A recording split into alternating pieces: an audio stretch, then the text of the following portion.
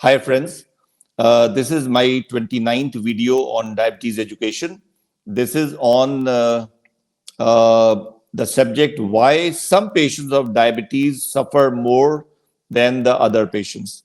क्योंकि आपने बहुत से डायबिटीज के पेशेंट्स देखे होंगे, ऐसे भी होंगे जो उनकी उम्र है 85 साल की और जिंदगी नॉर्मल चल रही है, अपना गाड़ी ड्राइव करके वो जा रहे हैं जहां भी जाना होता है और एक ऑलमोस्ट नॉर्मल लाइफ लीड कर रहे हैं। और ऐसे भी होते हैं जिनको कि 50s में ही कॉम्प्लिकेशंस हो जाते हैं और उनको तकलीफों का सामना करना पड़ता है। तो इतने वेरिएबल रिजल्ट्स क्यों दिखाई पड़ते हैं डायबिटीज के पेशेंट्स में? तो पहली तो चीज है एटीट्यूड प्रॉब्लम। हम ये बात पहले भी कर चुके हैं कि दो तरीके के एटीट्यूड्स हमने देखे हैं कि एक तो वो एटीट्यूड है कि जो मानते ही नहीं कि डायबिटीज की कोई वैल्यू है, क्योंकि सिम्टम्स नहीं हो रहे हैं, हमें तकलीफ नहीं हो रही है, तो हम क्यों इसको प्रॉब्लम माने और हम इसकी कोई केयर ही नहीं करेंगे। तो ये भी एटीट्यूड गलत है और अंततः नुकसान का एक कारण बनता है। और दूसरा एटीट्यूड होता है कि वो इतना घबरा जाते हैं और इतना डिमोरलाइज हो जाते हैं कि उनको लगता है कि अब डायबिटीज हो गई है तो जीवन में कुछ बचा ही नहीं। तो ये दोनों एटीट्यूड्स गलत हैं और दोनों एटीट्यूड्स डैमेजिंग है। और दूसरा ये भी है बात कि डायबिटीज की भी वेरिएबल सीवियरिटी होती है। तो जैसे सब बीमारियां माइल्ड भी हो सकती हैं, सीवियर भी हो सकती हैं। आपको वायरल डिजीज है तो वायरल डिजीज ऐसी भी हो सकती है माइल्ड कि आप अपना पैनाडोल की गोली लेते रहो और अपना काम पे जाते रहो और 4-5 दिन में सब ठीक हो जाए। और इतनी सीवियर भी हो सकती है कि आपको आईसीयू में एडमिशन भी कराना पड़ सकता है। तो हर बीमारी माइल्ड हो सकती है, सीवियर हो सकती है। वैसे ही डायबिटीज भी किसी किसी को बहुत माइल्ड होती है, just a touch of diabetes, और किसी किसी को बहुत सीवियर होती है। तो सीवियरिटी का मतलब क्या है? सीवियरिटी का मतलब है कि पहली चीज है अर्ली ऑनसेट ऑफ डायबिटीज। जितना डायबिटीज कम उम्र में होगी उतना वो ज्यादा सीवियर मानी जाएगी। दूसरा है symptoms eight the time of diagnosis, कि जब पेशेंट को डायग्नोसिस हुई थी डायबिटीज की तो उसको सिम्टम्स क्या थे। तो जैसा कि हम पहले बता चुके हैं कि 50% कोई सिम्टम्स नहीं होते हैं, उनको पता ही नहीं लगता कि उनको डायबिटीज है और मानने को भी नहीं तैयार होते हैं अगर कोई बताए कि आपकी शुगर बढ़ी हुई है। लेकिन जिन पेशेंट्स को at the time of onset उनको पॉलीयूरिया होता है, मतलब बहुत यूरिनेशन हो रहा है और बहुत प्यास लग रही है, बहुत भूख लग रही है, वजन बहुत कम हो रहा है, वेट लॉस बहुत इंपॉर्टेंट चीज है। वेट लॉस को हम सबसे ज्यादा इंपॉर्टेंस देते हैं at the time of onset. तो इसका मतलब the patient is grossly catabolic, उसकी जो बॉडी जो है वो डैमेज हो रही है, उसकी उसके जो टिश्यूज हैं, उसके जो ऑर्गन्स हैं वो छिन्न भिन्न हो रहे हैं, he is losing his flesh, that should be considered as a serious matter. और फिर उसकी वैल्यूज क्या है? फिर जब आप उसकी लैब टेस्ट कराते हो तो किसी का HbA1c आ रहा है 6.6, तो वो तो जस्ट माइल्ड डायबिटीज है, और किसी का आ रहा है 10.5, डेफिनेटली उसको बहुत सीवियर डायबिटीज है।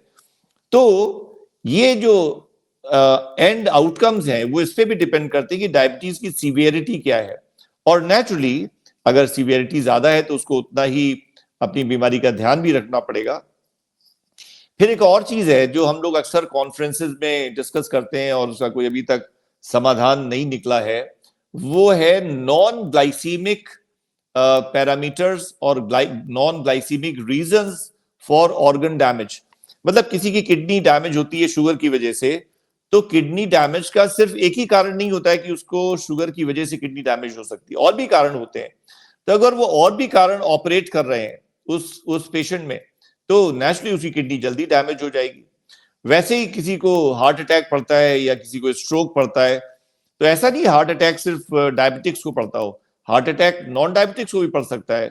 So there are multiple other reasons for one getting a heart attack apart from diabetes.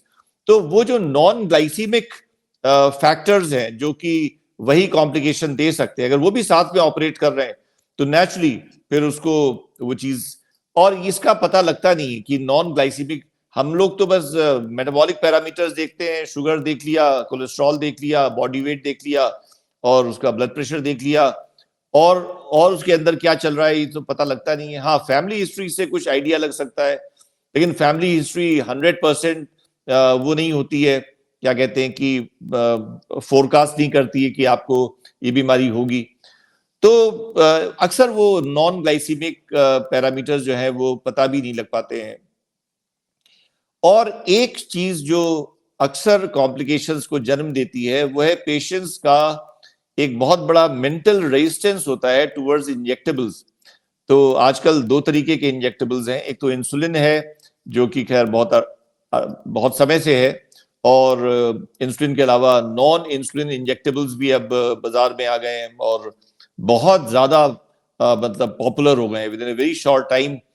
मैंने आपको किसी पिछले वीडियो में बात की थी, Mounjaro and Ozempic, they have become extremely popular all over the world, not just because they reduce the sugar effectively, but because of their numerous other uh, uh, additional plus points.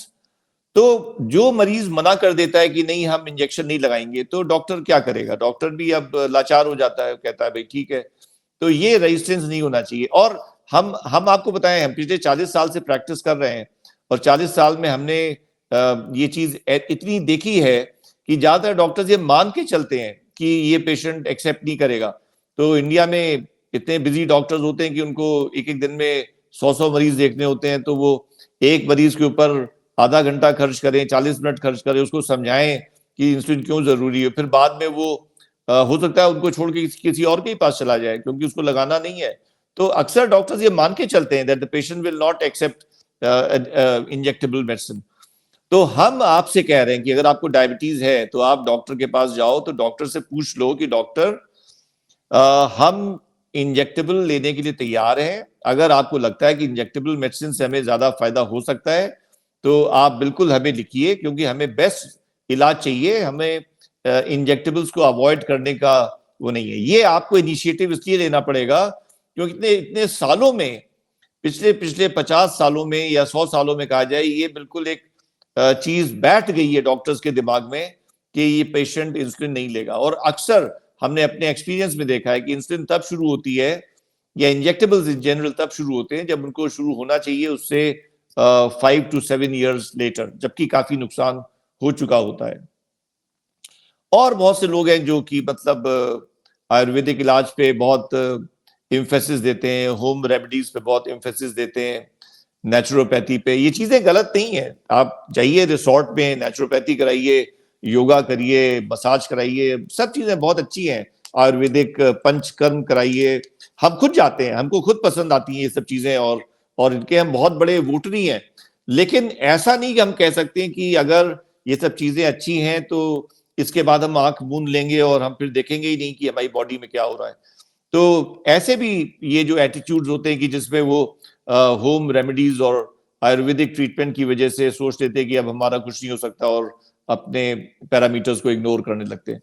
तो ये कुछ वजह हैं जो कि मतलब clear cut देखी गई हैं कि इनकी वजह से पेशेंट्स को नुकसान हो सकता है, और जैसी सिचुएशन हो उस हिसाब से एप्रोप्रिएट ट्रीटमेंट अगर दिया जाए और पेशेंट उसको मना नहीं करे और लाइफस्टाइल को रियल सेंस में चेंज कर ले और मेंटली खुश रहे और पॉजिटिव रहे, तो हर डायबिटीज का पेशेंट करीब करीब 100 साल की उम्र पा सकता है। I will stop here and catch up later.